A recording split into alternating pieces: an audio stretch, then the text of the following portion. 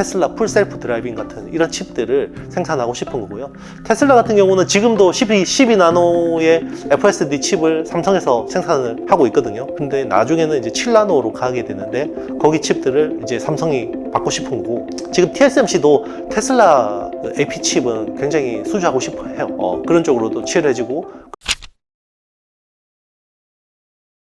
IT의 신의 투자 노트. 네, 오늘은 우리 고은비 PD님과 함께 파운드리 캐파 투자에 대해서 한번 이야기해 보도록 하겠습니다. 삼성전자가 최근에 파운드리 포럼 2022를 통해서 파운드리 캐파 확대를 발표했는데요. 삼성전자는 이 중에서 이제 모바일 칩 비중을 2027년에 절반 이하로 줄인다는 계획인데, 지금 모바일 칩 비중이 전체 매출의 70%로 알고 있는데요. 향후 매출이 줄어들거나 하는 영향은 없는 건가요? 비중이 줄어든다고 해서 매출을 줄이겠다는 게 아니에요. 그러니까 모바일 칩 비중을 줄이겠다는 것은 향후 새로운 성장 동력, 자율주행차라든지 자동차 쪽이나 메타버스라든지 이런 쪽을 늘려서 비중을 축소하겠다라는 거기 때문에 향후에 모바일 칩 비중 사업을 축소하겠다 이런 컨셉은 아닙니다. 삼성전자가 파운드리 캐파 확대를 한 이유가 파운드리 시장 같은 경우는 2025년에 1,510억 달러로 작년 2020년에 873억 달러보다 2배 이상 커질 것이라는 시장의 전망이 있는데요. 이렇게 파운드리 시장이 커지는 이유가 좀 어떻게 될까요? 예전에 우리 그 시스템 반도체, 특히나 이제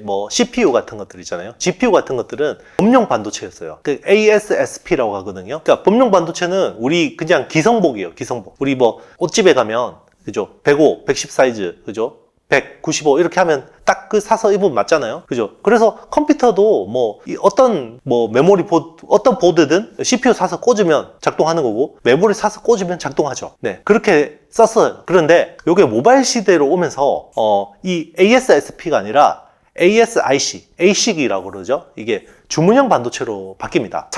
팩티스 업체가 설계를 하면 여기에 맞게 파운드리가 생산해서 그 모델에만 쓰는 최적화된 칩들을 쓰기 시작한 거죠. 이게 대표적인 게 애플 같은 업체죠. 애플도 옛날에는 맥북에는 인텔 CPU를 썼었죠. 그런데 지금은 M1이라는 자체 설계 칩을 쓰죠. 그러면 어떻게 합니까? 직접 설계해서 누가 파운드리 해줘야 되죠. 그러면 TSMC가 파운드리 하는 거죠. 인텔의 시장은 점점 줄어들고 이런 TSMC가 파운드리 하는 시장 계속 커지는 거예요. 그러다 보니까 대만이 파운드리 시장의 어떤 성장 수혜를 보고 계속해서 GDP가 성장이 되는 거고요. 앞으로는 더 많아지겠죠. 이제는 구글도 이제 인텔이나 이런 범용 칩 쓰다가 이제는 텐서라는 자체 설계 칩을 쓰잖아요. 그러면 파운드리를 누가 합니까? 삼성 파운드리가 하는 거죠. 이제 계속해서 이제 빅테크 업체들이 직접 설계한 칩들을 많이 쓰게 될 거예요. 범용 칩은 점점해서 이제 줄어들 수밖에 없는 거고요. 빅테크 업체들이 자체 칩을 쓰는 궁극적인 이유는 어떤 게 있을까요? 결국은 가성비, 전성비, 성능 때문입니다. 그러니까 예를 들면 이런 거예요. 애플이 인텔 칩 쓸 때보다요, 정말 성능은 몇 배가 좋아졌는데 사용 시간이요, 예전에 만약에 6시간이었으면 이제는 19시간 쓸 수 있거든요. 그게 자체 시스템에 최적화해서 이거 칩을 최적화해서 쓰다 보니까 이게 굉장히 효율적인 거예요. 구글도 인텔의 칩을 쓸 때보다 자체 설계한 칩들, 그러니까 자기들이 많이 쓰는 기능들이 있고 쓰지 않은 기능들이 있잖아요. 그런데 범용은 그런 거를 상관없이 설계를 해버리기 때문에 비효율이 나는 거죠. 그런데 구글 같은 경우는 자기들 클라우드에서 많이 쓰는 기능들은 좀 굉장히 성능을 높여놓고 안 쓰는 기능들을 빼버리거나 축소해버리면 굉장히 효율적이겠죠. 그래서 그런 부분에서 퍼포먼스도 자기들이 잘 쓰는 쪽에 많이 집중시켜놓고 안 쓰는 쪽은 축소해놓으면 전력 소비나 이런 부분에서 굉장히 메리트가 있는 거죠. 이렇게 빅테크 업체들 수요도 있고 파운드리는 시장은 좀 커져나갈 것 같은데요. 삼성전자가 예정대로 파운드리 사업을 좀 확대해 나간다면 마진이나 수익성을 좀 확대를 기대할 수 있는 건가요? 삼성이 진짜 디램으로 돈을 많이 벌 때도 정말 영업이익률 50% 나올 때도 주가가 못 갔던 게 파운드리 쪽에서 거의 똔똔이나 적자 나기 때문에 그런 경우가 많았거든요. 근데 이번 3분기가 삼성전자 전사 실적은 굉장히 많이 떨어졌죠. 1분기, 2분기가 분기에 한 14조 이상 이익이 났는데 3분기가 10조 8천억 나왔거든요. 근데 저는 여기서 좀 주목해서 볼 만한 부분이 낸드 플래시 영업이익률을 파운드리가 넘어섰어요. 이번에 파운드리하고 LSI 사업부 이익이 한 1조 정도 나온 걸로 추정이 되고요. 낸드 플래시가 한 8천억 정도 나왔어요. 이제는 낸드 플래시 사업의 이익을 파운드리하고 LSI가 뛰어넘었거든요. 그리고 영업이익률은 한 11% 정도 나온 걸로 추정이 돼요. 그만큼 수익률이 좋아진 거는 삼성 파운드리의 어떤 수율, 그동안 고질적으로 문제가 됐던 수율 부분이 개선되면서 이익률이 좋아진 거예요. 그리고 TSMC가 계속 가격을 올려요. 파운드리 가격을 올리죠. 자, 그러면 가격 올리면 어떻게 됩니까? 삼성 입장에서도 같이 따라가는 거죠.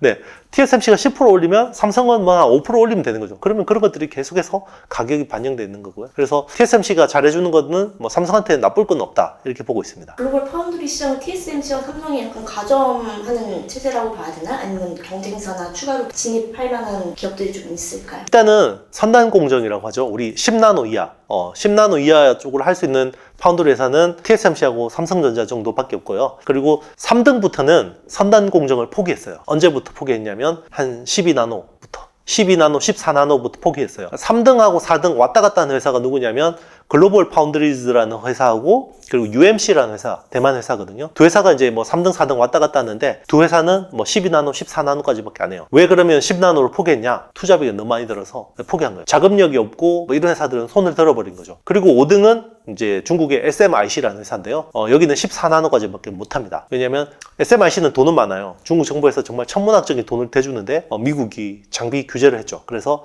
14나노 밑으로 기술은 들어갈 수가 없기 때문에 막혀 있는 거예요. 그래서 어거지로 막 해서 7나노 성공했다고 발표하긴 했는데요. 예, 정말 양산의 가능성은 없는 칩이 아닌가 이렇게 보고 있습니다. 얘기를 들으면 삼성전자가 파운드리 시장에 좀 집중적으로 하면 매출이 좀 늘어날 것 같은데요. 이번에 뭐 포럼에서 북미 테일러 신규 팹 플라이 체인이 좀 언급됐는데요. 이게 미국 역대 최대 투자인 20조 원이 투입됐더라고요. 해당 라인이 운영되면 파운드리 부분의 매출이 엄청 급증할 것 같은데 어떻게 보시나요? 일단 이제 그 미국에 이 정도 규모로 투자하는 거는 이게 그 메모리하고 파운드리가 다른 거는요. 메모리는 생산해놓고 생산해서 만들어놓고 재고를 가지고 있다가 팔아도 돼요. 왜냐면 범용이잖아요. 근데 파운드리는 주문형이에요. 주문이 없으면 팹이 계속 놀게 되고요. 그러면 그게 계속해서 적자가 눈덩이처럼 쌓이는 거거든요.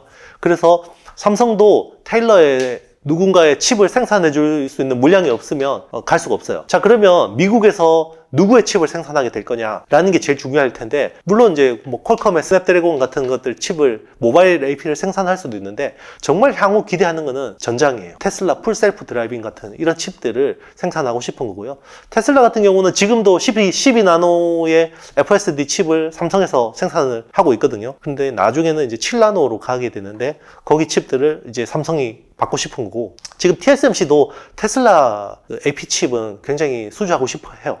그런 쪽으로도 치열해지고, 그리고 이제 뭐 모빌아이나 뭐 이런 또 자율주행차 칩을 생산하는 회사들도 많잖아요. 뭐 이런 데도 좀 중요한 그게 되겠죠. 그리고 엔비디아 같은 회사들도 이제 모바일 AP나 어떤 GPU용 칩들을 이제 의뢰를 맡길 수 있기 때문에 이런 쪽의 시장이 계속해서 커지지 않을까 기대합니다. 증권가를 보면 파운드리 선단 공정 캐파 확대가 지속되면서 신성장 확보가 기대된다고 평가하고 있는데요.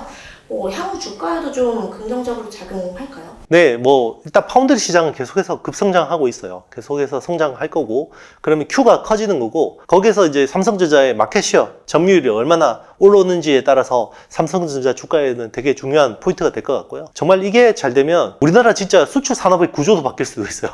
정말 그만큼 중요한 거고, 정말 지금은 메모리 의존도가 너무 높을 때 이런 것들을 다변화할 수 있는 향후 성장 동력은 저는 진짜 그 파운드리 쪽하고 이제 바이오 이런 쪽 있잖아요. 삼성 바이오로직스에서 뭐 하는 CMO 사업, 이게 진짜 바이오 파운드리라고 봐야 되는 거거든요. 이런 쪽이 진짜 잘 돼야지 이제 정말 메모리 의존도의 어떤 그런 것들 낮출 수 있고, 원화가 진짜 정말 메모리하고 뭐 거의 바인딩 돼서 가는 거거든요. 메모리 가격이 떨어지면 원화가 튀는 거고, 원달러 환율이 튀는 거고, 막 이런 식으로 가고 있잖아요. 그래서 우리나라도 뭔가 체질적으로 개선하려면 이제 뭐 이런 새로운 성장 동력이 필요할 것 같습니다. 투자자분들은 좀 궁금한 게 파운드리 공장이 완료된 것보다 수주나 고객사가 늘어났다는 소식에 좀 주목할 필요가 있는 거겠네요. 네, 결국 삼성전자의 어떤 주가, 그리고 삼성전자가 파운드리 시장에서 얼마나 뭔가 성과를 내느냐, 이게 제일 중요한 게요. 결국 고객을 누구를 확보하느냐가 중요한 것 같습니다. 지금 뭐 3나노 GAA 양산 탔다고 했지만 크게 주가적으로 의미가 없잖아요. 그게 결국 이 팹에서 퀄컴의 스냅드래곤이나 AMD의 칩이나 엔비디아의 칩이 생산이 돼야지 의미가 있는 거예요. 그래야 그게 검증이 된 거거든요. 물론 뭐 애플이 오면 제일 좋겠지만 애플은 아마 삼성한테 안 올 것 같아요. 네, 오늘은 우리 파운드리 시장에 대해서 또 자세하게 알아봤는데요. 오늘 영상이 마음에 드셨다면 좋아요, 구독, 알림, 댓글 많이 좀 남겨주시면 감사하겠습니다. 저는 다음 시간에 뵐게요. 안녕.